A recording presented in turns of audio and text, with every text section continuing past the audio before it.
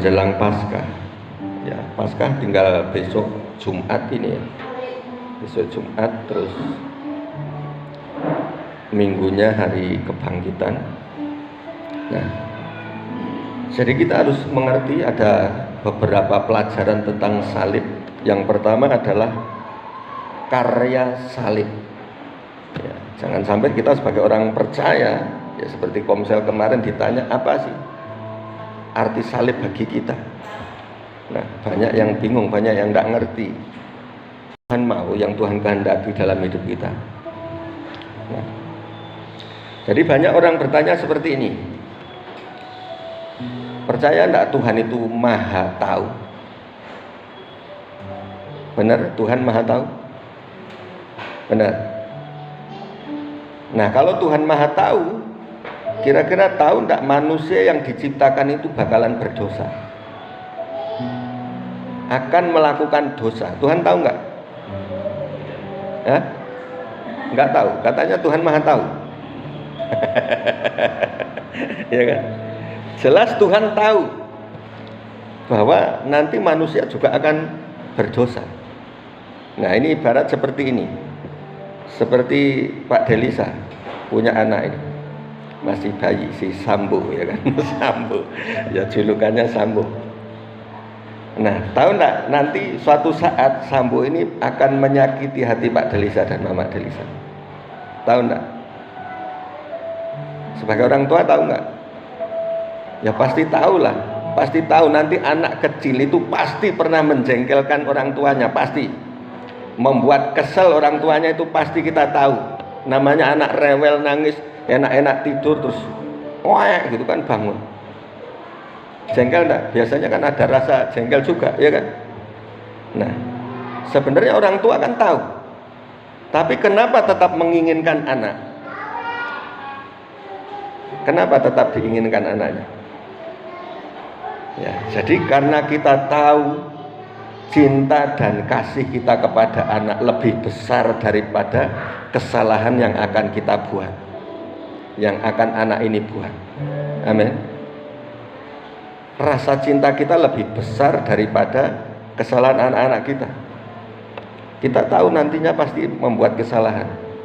Mana ada anak yang nggak pernah bersalah, ya kan? Terus ada juga yang seperti ini.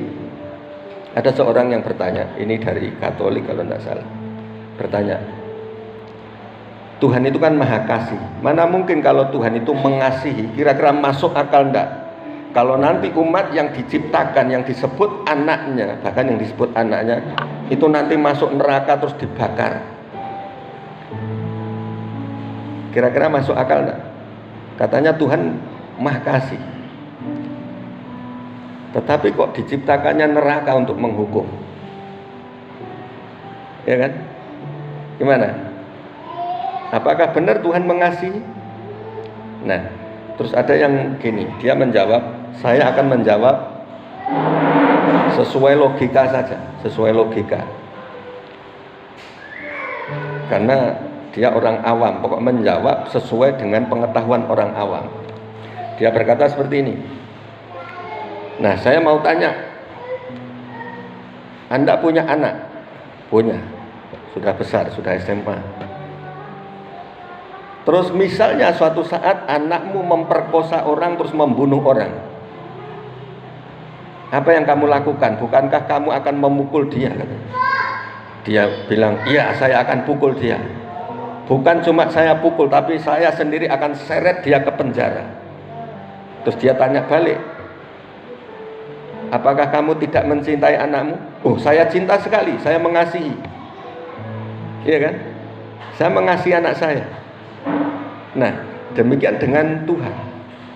Kenapa ada hukuman? Iya kan? Kenapa hukuman pasti terjadi? Ini karena Tuhan cinta kita. Amin. Nah, kenapa Tuhan menciptakan kita? Padahal Tuhan tahu manusia ini punya karakter keras kepala, kepala batu, tegar tengkuk, semaunya sendiri, dan nanti pasti akan berbuat dosa, akan namanya melanggar firman, melanggar titahnya. Tetapi kenapa Tuhan tetap menciptakan manusia? Karena Tuhan mencintai dan cintanya itu lebih daripada kesalahan yang kita buat. Amin.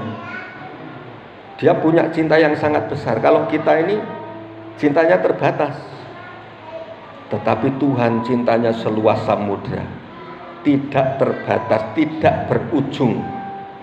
Bahkan ketika murid-murid Tuhan bertanya, sampai berapa kali kami harus mengampuni? Apakah 3 kali? Ataukah 7 kali?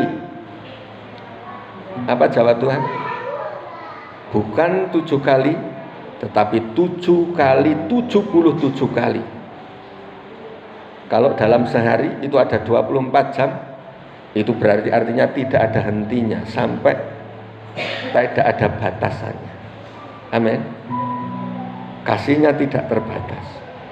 Ini makanya lagu yang pertama ini tepat sekali seperti apa yang kita dengar ini. Kau telah buktikan cintamu padaku, kau membayarku dengan hidupmu, ku bersyukur. Yang ada padaku semuanya milikmu, ku persembahkan seluruh hidupku di mezbahmu. Ya kan? Jadi Tuhan sudah membuktikan itu dengan salibnya, dengan salib. Amin. Jadi ini kita akan tahu karya salib. Karya salib artinya pengorbanan Tuhan. Apa yang dilakukan di atas kayu salib, Tuhan berkarya sedemikian karena apa? Karena Tuhan mencintai kita. Itu adalah lambang cinta Tuhan kepada manusia. Ya. Coba supaya lebih afdol ya, kita tetap harus baca firman. Kolose 1 ayat 13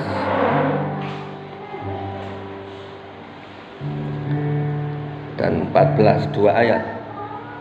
Kolose 1 ayat 13, 14. Oke, sudah ketemu? Kita bangkit berdiri, kita baca sama-sama.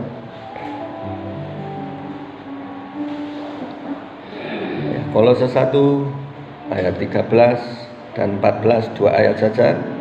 Kita baca 1, 2, 3. Ia telah melepaskan kita dari kuasa kegelapan dan memindahkan kita ke dalam kerajaan anaknya yang kekasih. Di dalam Dia kita memiliki penebusan kita, yaitu pengampunan dosa. Amin. Ya. Ini. Jadi Ia telah melepaskan kita dari kuasa kegelapan. Jadi sebelum kita menjadi anak Tuhan, sadar nggak sadar kita ini pernah menjadi bagian dalam dunia kegelapan.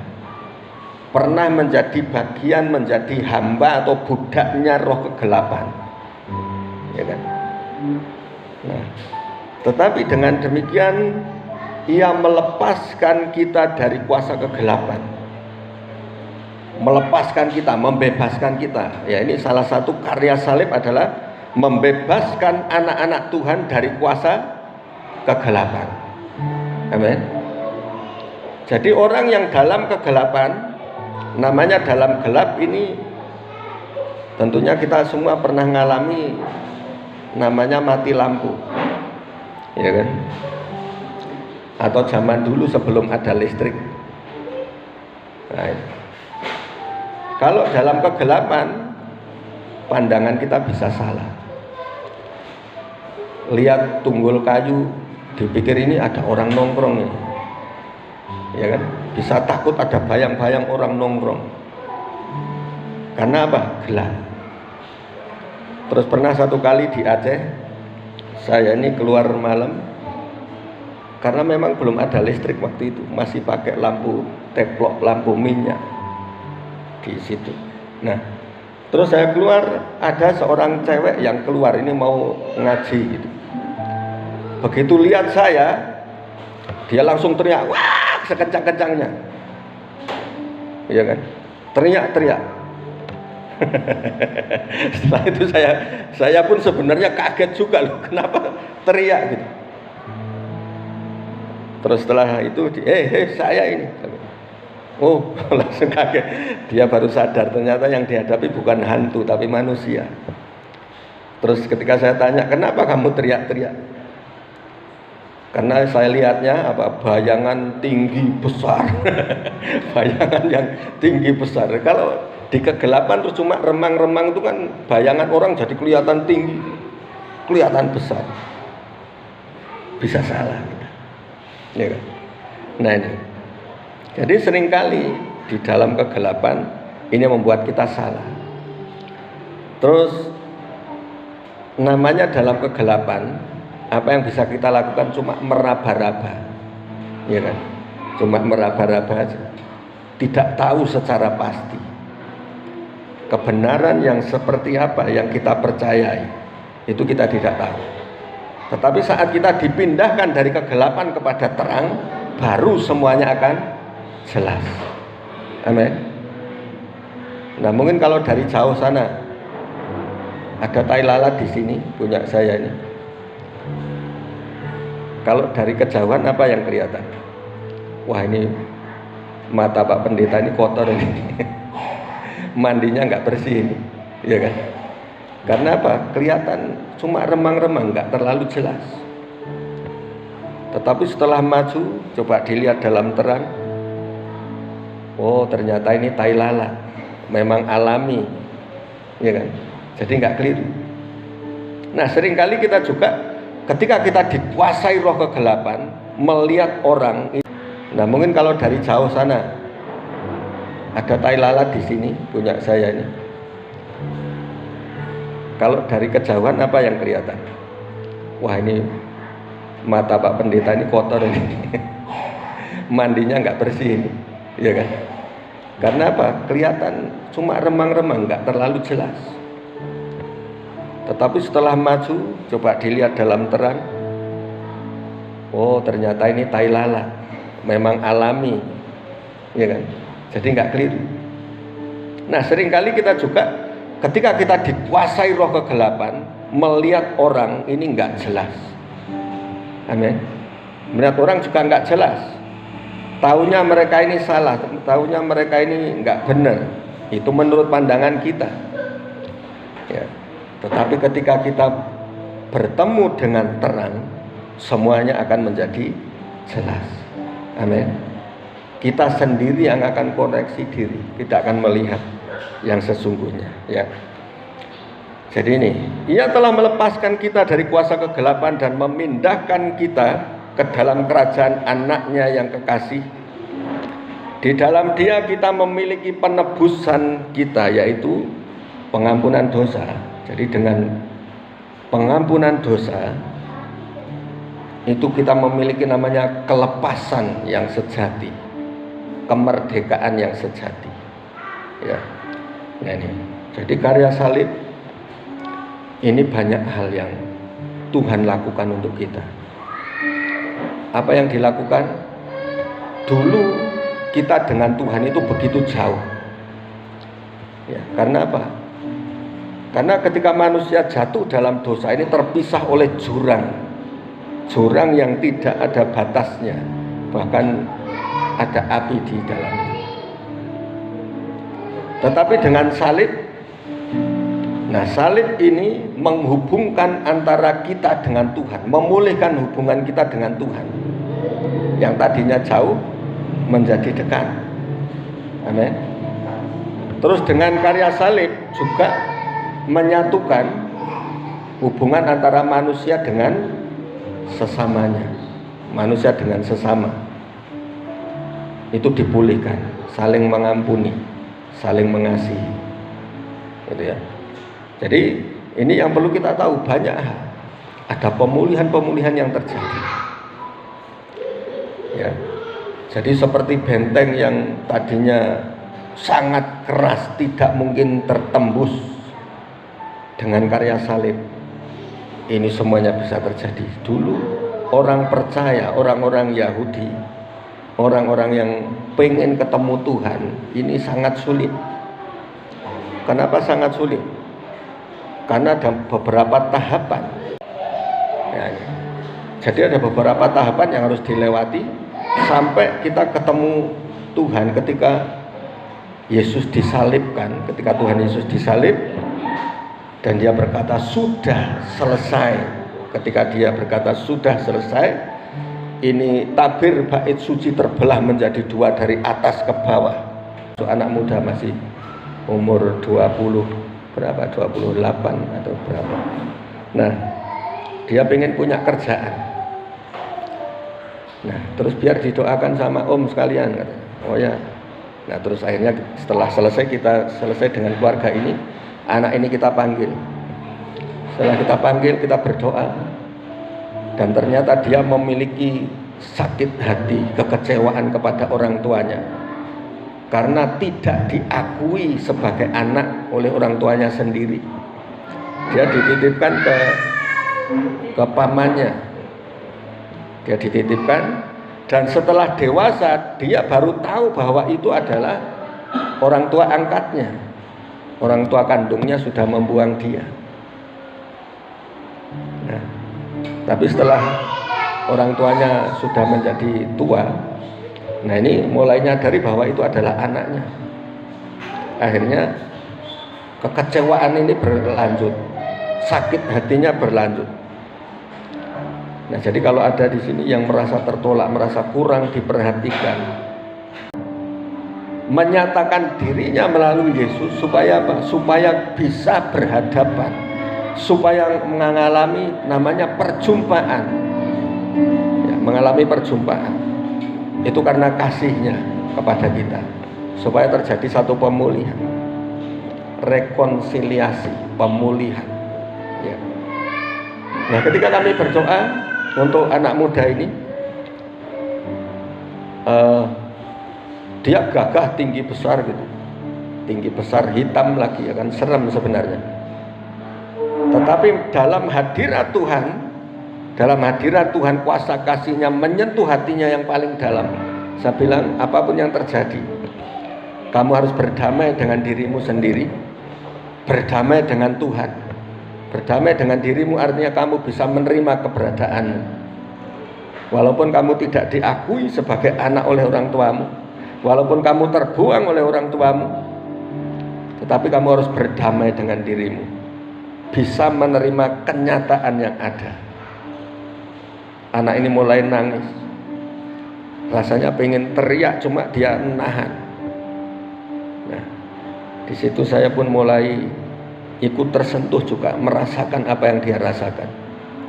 Saya ikut menangis di situ. Dan muncullah satu nubuat melalui kuasa Roh Kudus, bahwa anakku, walaupun orang tuamu membuang engkau, tidak memperhatikan engkau, kamu lahir dalam satu keluarga. Di keluarga inilah aku titipkan engkau. Tetapi sebenarnya akulah bapakmu yang sesungguhnya. Aku tidak pernah meninggalkan engkau. Aku mengasihimu. Wow, dia tambah nangis. Jadi kuasa Tuhan menyentuh hatinya. Dia sampai nangis. Saya bilang, tidak usah malu, tidak usah gengsi untuk menangis.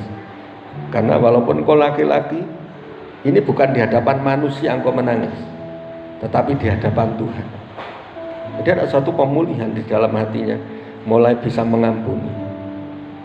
Terus kita lihat juga dalam keluarga ini, walaupun sudah Kristen, walaupun sudah percaya Yesus katanya, tetapi kalau kita lihat di dalam hatinya ini enggak ada Tuhan sama sekali, tidak ada terang dalam kehidupan mereka.